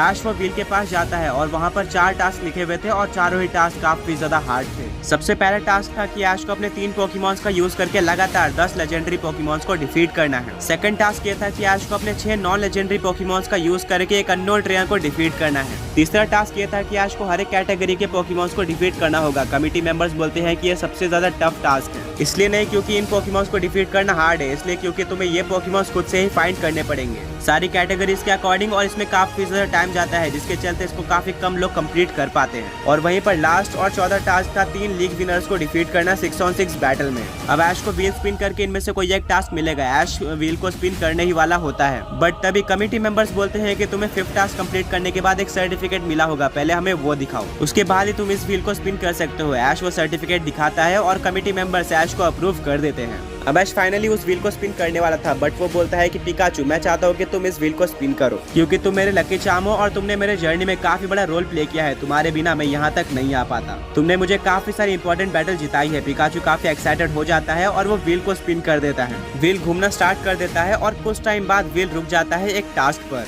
और वो टास्क देखकर ऐश, मिस्टी, ब्रॉक और पिकाचू सब काफी ज्यादा शॉक रह जाते हैं।